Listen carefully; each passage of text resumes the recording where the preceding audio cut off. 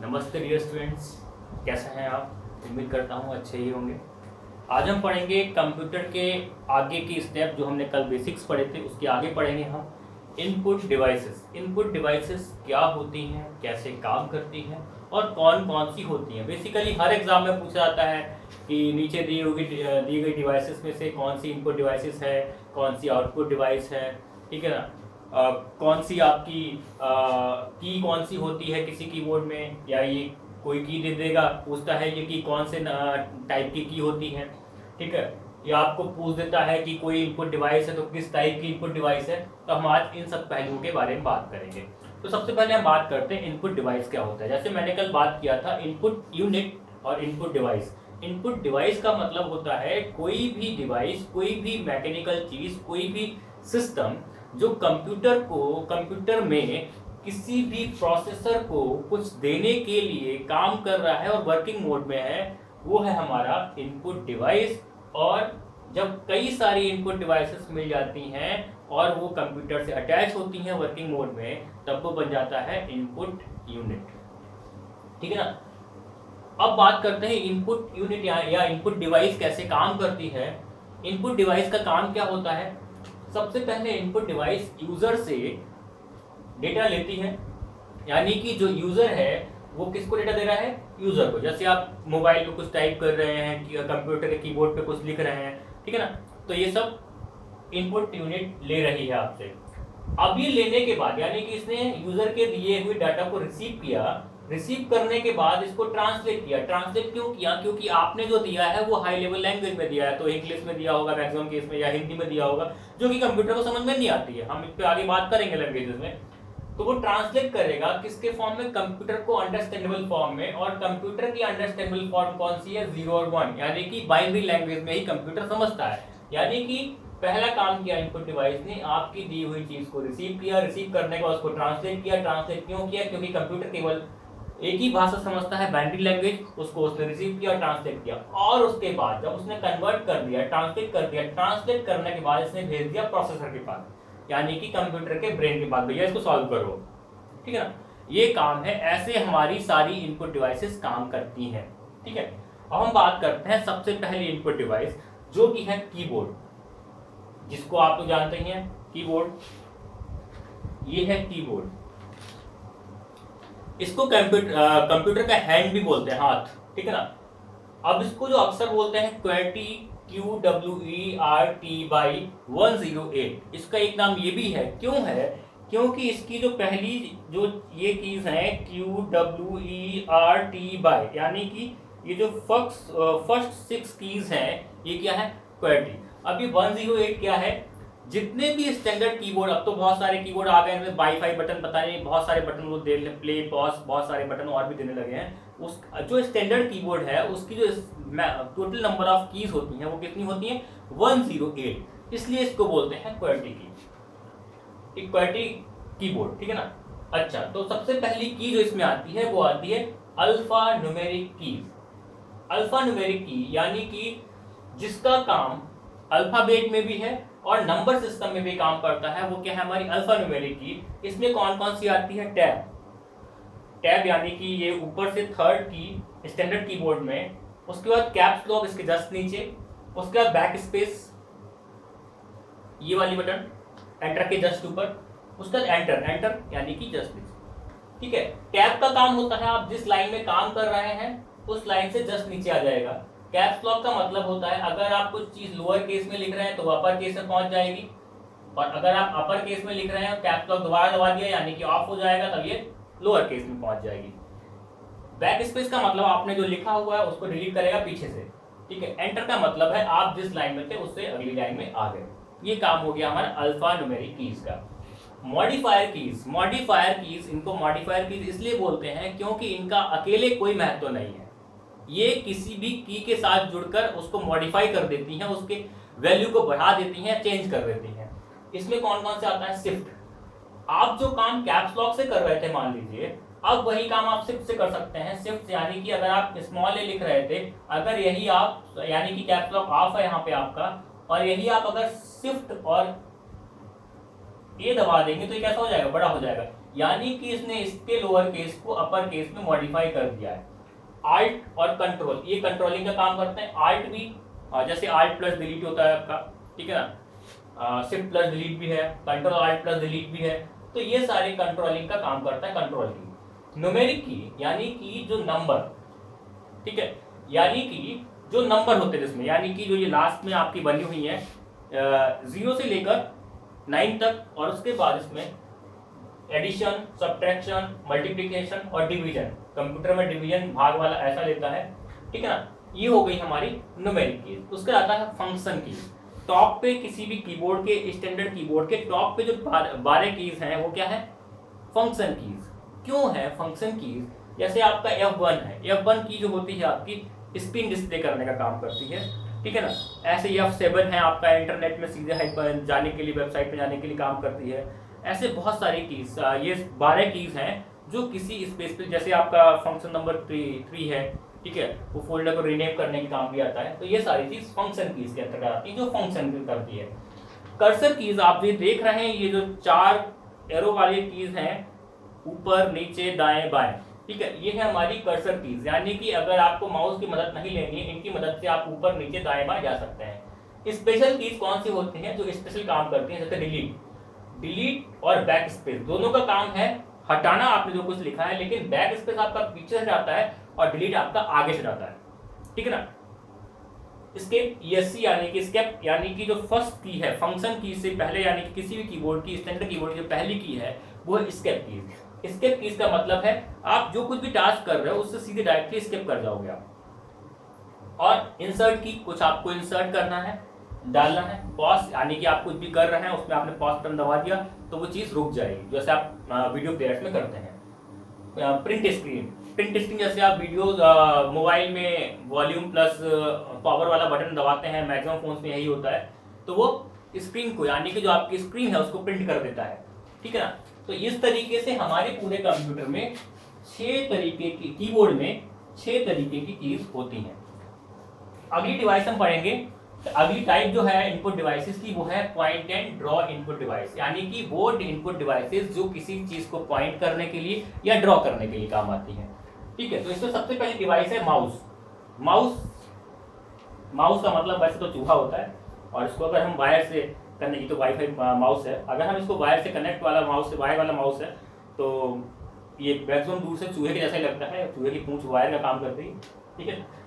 तो इसमें basically mouse हमारी एक डिवाइस है जो हमारी सेलेक्ट करने के लिए या ड्रैग करने के लिए या पॉइंट करने के लिए काम आती है। इसमें बेसिकली 2 या 3 कीज होती हैं। 2 कीज यानी कि एक की आपकी, देखिए 8 हमारी इतनी अच्छी है नहीं इसलिए आपको मैं समझा रहा हूं, तो कॉन्सेप्ट पे एक तो हो गई आपकी लेफ्ट की, और ये हो गई राइट की, और ये हमारी स्क्रॉल की हो गई, ठीक है, जो पहिए ऐसा लगा होता है, ये स्क्रॉल की हो गई, ठीक है ना। लेफ्ट की को अगर हम, लेफ्ट की का वैसे काम क्या होता है, अक्सर पूछते हैं कि लेफ्ट की को अगर एक बार दबाएंगे तो क्या होगा, और राइट की को एक बार दबाएंगे तो क्या होगा, या लेफ्ट की को 2 बार दबाएंगे तो क्या होगा, ये अक्सर क्वेश्चन पूछता है एग्जाम में। लेफ्ट की को अगर एक बार दबाएंगे तो कोई भी फाइल, फोल्डर, जो भी चीज है उसको सेलेक्ट करने का काम करेगा। जैसे आप कहीं पे कर्सर ले आके क्लिक करते हो तो वो नीला नीला हल्का हो जाता है ना। राइट की का काम होता है किसी भी फोल्डर को ओपन करना, या किसी भी फाइल को ओपन करना, किसी भी फंक्शन को ओपन करना, इसका काम क्या था, सेलेक्ट करना। लेफ्ट की को 2 बार दबा देंगे, लेफ्ट की को अगर 2 बार दबा देंगे तो ये काम करेगा वही जो राइट की कर रही थी, जो काम राइट की कर रही थी, और राइट की को 2 बार दबाने से कोई काम नहीं होना, फालतू है, ठीक है ना। अगला आता है track ball. Track ball basically इसमें क्या है, माउस में क्या है, माउस में जो चीजें हैं, इसको आपके कर्सर को घुमाने के लिए इसके बॉटम में है, देखिए लाइट जल रही है ना, लाइट आ रही है ना, ये बॉटम में है, ठीक है ना। लेकिन वही ट्रैक बॉल में क्या होता है, ट्रैक बॉल में आपने अगर उसका ब्लैकबेरी का फोन छोटा वाला क्वालिटी वाला चलाया हो, कीपैड वाला, तो उसमें ऊपर एक गोल गोल पहिया ऐसा लगा हुआ है, बेसिकली वही ट्रैक बॉल है। ट्रैक बॉल का काम भी माउस जैसे ही है, बस उसकी फंक्शनिंग अलग है। माउस में बॉटम में होता है ट्रैकिंग पैड, और ट्रैक बॉल में ऊपर होता है, फंक्शनिंग लगभग सेम है, ठीक है। अगला है ट्रैक पैड। जैसा कि आप लैपटॉप वगैरह में देखते हैं, लैपटॉप में जो आपका पैड बना हुआ है उस पर आप उंगली घुमाते हैं, ठीक है, तो वो ट्रैक का काम करता है। बेसिकली जो ऑप्टिकल माउस आजकल आ रहे हैं वो एक्शन अपोजिट रिएक्शन करते हैं, लेकिन जो ट्रैक पैड होता है, आप जैसे उंगली घुमाएंगे, जैसे आपने इस माउस को पीछे घुमाएंगे तो आपका कर्सर आगे जाता है, लेकिन आप ट्रैक पैड अगर आप ट्रैक पैड उंगली पीछे करेंगे तो कर्सर भी पीछे आता है। तो ये बेसिकली फंक्शनिंग है उसका। जॉयस्टिक, जॉयस्टिक जॉय मतलब ऐसा कुछ भी होता है, स्टिक का मतलब छड़ी होता है। हाँ, छड़ी से मिलता जुलता ही है ये। जैसे गाड़ी का गियर बॉक्स होता है ना, गाड़ी के गियर बॉक्स जैसा ही होता है। जैसे हम गाड़ी के गियर बॉक्स को अगर फ्री मोड में देखें तो अगर हम आगे ले जाएंगे तो चीजें आगे मूव करेंगे, पीछे ले जाएंगे तो पीछे मूव करेंगे, राइट लेफ्ट, ठीक है। ये अक्सर जिन्होंने पहले पुराना अगर मारियो गेम या रेसिंग गेम खेले होंगे वीडियो गेम के जमाने में, हम लोग लकी हैं उस जनरेशन के हैं, ठीक है ना, तो उनको ये पता होगा कि ये भी बेसिकली हमारा ऊपर से इसको पकड़ने का तरीका अलग है और इसको रेसिंग गेम वगैरह में यूज करते हैं। अगला है पेन्स एंड स्टाइलस। आपने देखा होगा सैमसंग का जो चैम सेट था सबसे पहले उसने स्टाइलस दिया था, यानी कि एक पेन टाइप का ही होता है जो ऑप्टिकल सेंसिटिव होता है, जो चीज़ों को जैसे आप उंगली से काम कर रहे हैं वही उस पेन से करते हैं। जैसे इसका एक एग्जाम्पल लाइट पेन भी है। लाइट पेन जो हमारे आर्किटेक्ट वगैरह है वो लाइट पेन को ही यूज करते हैं, ठीक है ना। टच स्क्रीन, टच स्क्रीन के आगे मैंने स्टार ना रखा है क्योंकि स्क्रीन जो होती है, यानी कि मॉनिटर जो होता है, स्क्रीन जो होती है वो हमारी आउटपुट डिवाइस है। और टच, अब जो ऐसे एटीएम है आपका, एटीएम पे आप टच भी करते हो, वो इनपुट भी लेता है, आपका पिन भी लेता है, आपका अमाउंट सिलेक्शन भी लेता है, सब कुछ ले रहा है ना, सेविंग अकाउंट सब कुछ सिलेक्ट करते हैं ना आप उससे। तो इसलिए मैं बेसिकली इसको अगर टच स्क्रीन की बात करूं तो इसको मैं पेरिफेरल डिवाइस में रखता हूं।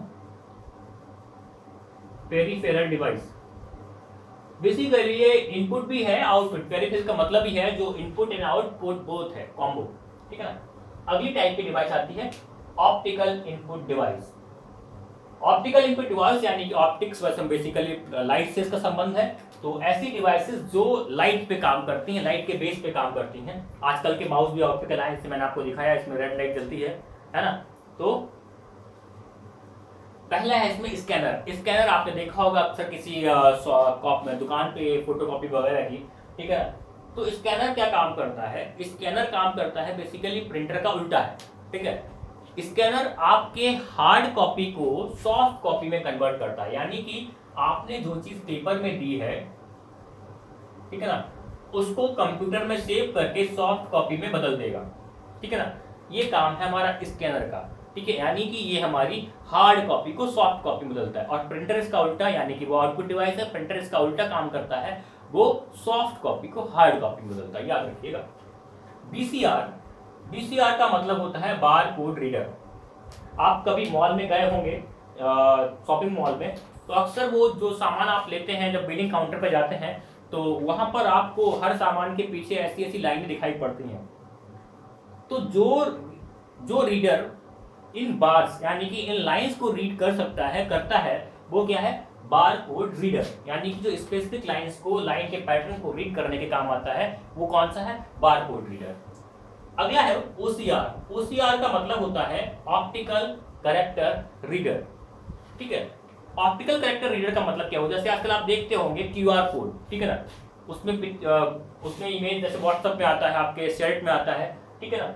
उस क्यूआर कोड में क्या होता है? बेसिकली वो डॉट्स का पैटर्न है जो कि स्पेशल कैरेक्टर्स को,